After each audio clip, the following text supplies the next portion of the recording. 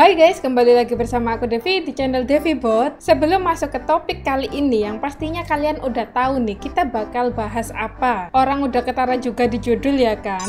Aku mau ngomong sekitar 1-2 menitan lah. Jadi mulai detik ini insya Allah channel ini berubah jadi Devi Bot Story yang isinya full ke storytelling guys. Ini sekedar info aja sih buat kalian yang udah ngikutin Devi Bot dari 2021 atau untuk kalian yang baru aja bergabung dan bertanya-tanya sebenarnya channel ini tuh fokusnya di mana sih? Karena kalau kalian scroll ke bawah itu kalian tahu kan aku banyak banget main game dan sekarang aku mau fokus ke storytelling karena aku nyamannya di sini guys. Oke lah itu aja dan kita mulai membahas hal yang pastinya 99% dari kalian yang mampir bakalan ngerti. Apa itu film dewasa atau blue film atau film biru atau juga disebut film bokep. Dan pastinya lagi 90% dari kalian udah langganan nonton film ini ngalang-ngalain langganan Netflix buat nonton drakor. Tapi pernah gak sih kalian bertanya-tanya kapan awal film porno ini dibuat dan apakah adegan atau konsepnya sama kayak sekarang yang langsung lepas landas tanpa batas dan fokus ke satu tujuan. Tujuannya cuma satu,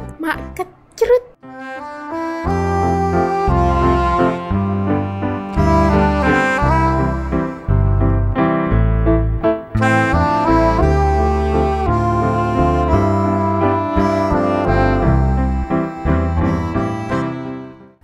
Sendiri diangkat dari kata pornografi atau yang memiliki segala bentuk gambar, sketsa, ilustrasi, foto, tulisan, suara, bunyi, gambar bergerak, atau bentuk pesan lainnya yang dipertunjukkan untuk umum. Kalau sekarang pornografi itu ditujukan untuk merangsang alat vital penontonnya, beda halnya dengan zaman dulu gengs, di mana pornografi dibuat untuk mengkritik politik maupun agama. Jadi ketika kita membenci seorang politikus atau pemuka agama, biasanya orang zaman dahulu akan menggambar sang politikus dengan tubuh yang sedikit atau banyak dalam keadaan terbuka. Intinya untuk mengejek dan mempermalukan lah. Untuk pertama kalinya di dunia, karya seni pornografi diciptakan oleh seniman Italia bernama Marcantonio Raimondi pada tahun 1524. Raimondi membuat karya seni erotis yang ia beri nama imodi atau yang artinya position atau yang arti Indonesia yaitu posisi guys. Kalian tahu lah maksudnya posisi apa ya? Posisi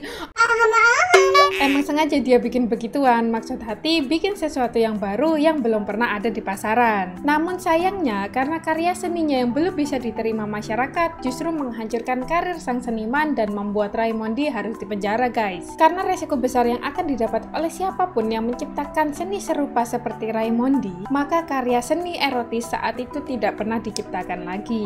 Hingga pada abad ke-19 atau tepatnya di tahun 1820-an, masyarakat mulai nyolong-nyolong nih buat bikin karya seni pornografi. Tapi distribusinya pun masih benar-benar disembunyikan. Mungkin kalau sekarang kayak distribusi obat-obatan terlarang gitu ya gengs, yang masih harus tersembunyi dan masih memiliki resiko yang tinggi. Saat itu pun pornografi belum berupa video seperti sekarang guys, masih berupa cetakan foto, ukiran patung, lukisan, dan lain-lain yang mereka cetak dalam bentuk surat kabar untuk memudahkan distribusinya. Buat kalian yang dulunya sering langganan majalah dewasa, mirip-mirip beginilah konsepnya. Gak kayak sekarang nih, yang gak perlu bukti fisik kalau kita lagi bokep dan punya stok yang melimpah tentang dunia perbokepan. Bisa ditutup kapanpun praktis.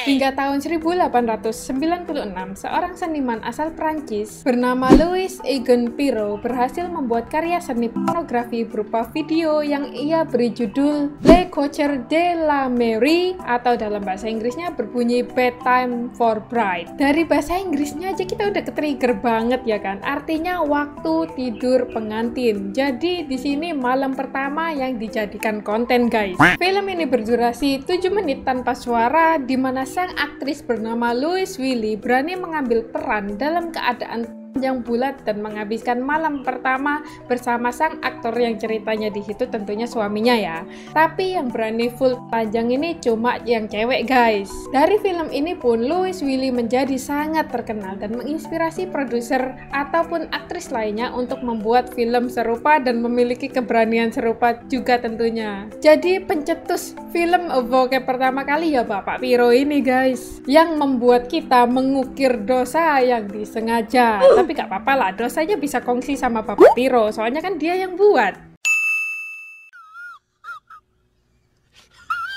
Dia yang menjadi motivator film bokep sampai sekarang masih bertahan. Di Indonesia sendiri, film erotis pertama kali dirilis tahun 1929 berjudul Resia Borobudur yang menampilkan adegan ciuman dan mengenakan pakaian renang. Yang tentunya dua adegan tersebut masih dianggap sangat-sangat tabu saat itu. Tapi kalau adegan ciuman di Indonesia sampai saat ini masih terjaga ya guys. Ya gak sebarbar orang luar sana lah. Yang dikit-dikit itu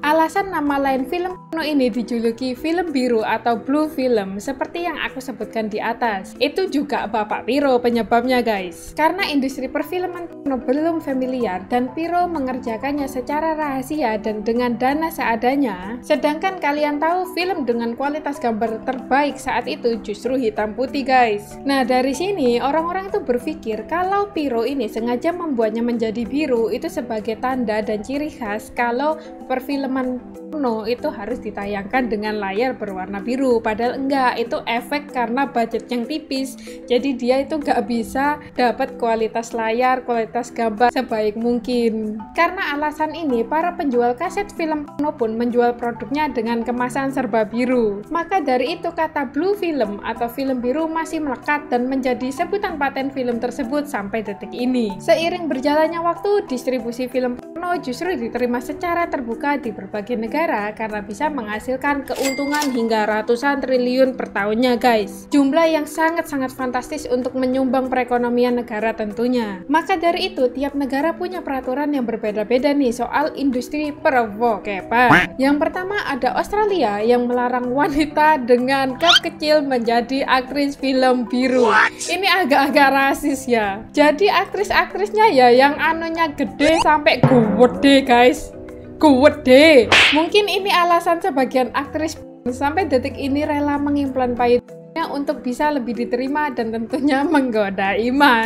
Siapa nih dari kalian yang suka bentuknya itu berisi, bundar, kencang dan ketat? Apanya Dev? Celana jeansnya ketat guys. Terus yang bundar apa Dev? Sabuknya itu loh, kan ada ring tengahnya itu loh, kan bundar toh. Yang kedua ada Brasil yang mewajibkan aktor film biru menggunakan kondom atau pengaman ketika proses ahem kecil untuk mengantisipasi penularan HIV/AIDS. Ini bagus ya, positif ini sarannya. Yang ketiga ada Swedia yang justru melegalkan semua masyarakatnya menonton film porno dan tidak ada batasan usia. Kalau di Indonesia kan biasanya wajib 17++. Kalau di sana enggak guys, bayi yang masih ngempeng pun diperbolehkan buat nonton film biru. Alasannya apa? Untuk mengedukasi sejak dini. Gimana menurut kalian? Kalau di negeri Konoha ini ya, menurutku keterlaluan sih. Kartun aja lo disensor, Sandy pakai kutang aja lo disensor. Ya Allah, ya Allah, ya Allah. Alah. Nah, negara yang satu ini nih, sang pelopor film biru terbesar di dunia, siapa lagi kalau bukan Ike Kemochi. Ternyata alasan J atau Japanese Video itu mensensor bagian aktris maupun aktornya memang udah kebijakan pemimpin Jepang yang sampai sekarang masih diterapkan guys. Jadi kalau kalian lihat JAV yang tidak disensor itu jelas-jelas ilegal ya guys. Kalian bisa ngelaporinya dan mereka bakal dihukum pidana. Cuma ya menurutku gak akan ada yang lapor juga. Menurut orang-orang yang maniak lihat film begituan, mereka tuh berpendapat kalau adanya adegan sensor di JAV ini bikin nanggung gitu loh. Ya gak sih? Dan justru pencarian terbanyak di industri perbokepan itu keywordnya apa coba? JAV. Yang terakhir ada Amerika Serikat yang melarang posisi gaya hewan ketika pembuatan film. Cuma yang dimaksud itu film layar lebar ya guys, dimana adegan panasnya itu dilarang menggunakan gaya hewan. Makanya kalian kan jarang lihat film layar lebar Amerika yang menayangkan adegan panas dengan posisi gaya hewan. Karena itu benar-benar dilarang. Cuma nggak tahu ya kalau update peraturan sekarang. Kalau di industri punya sendiri masih diperbolehkan. Apaan masih diperbolehkan? Malah adegannya makin aneh-aneh sekarang, iya kan? Ya Allah, ya Allah, ya Allah. Buat kalian yang nggak tahu gaya hewan itu apa, kamu nanya. Biar aku jelasin. Ya lek kucing mau kawin itu loh guys, ahem-aheman, tunggang menunggang, itu lihat ono ya prosesnya itu gimana, yang cewek di mana, yang cowok di mana. Nanti kalian paham sendiri lah. Gaya hewan itu yang gimana. Kalau udah paham jangan lupa komentar ya. Oke lah, Devi pamit undur diri. Kalau kalian suka jangan cuma like tapi bantu subscribe ya guys. Sarage.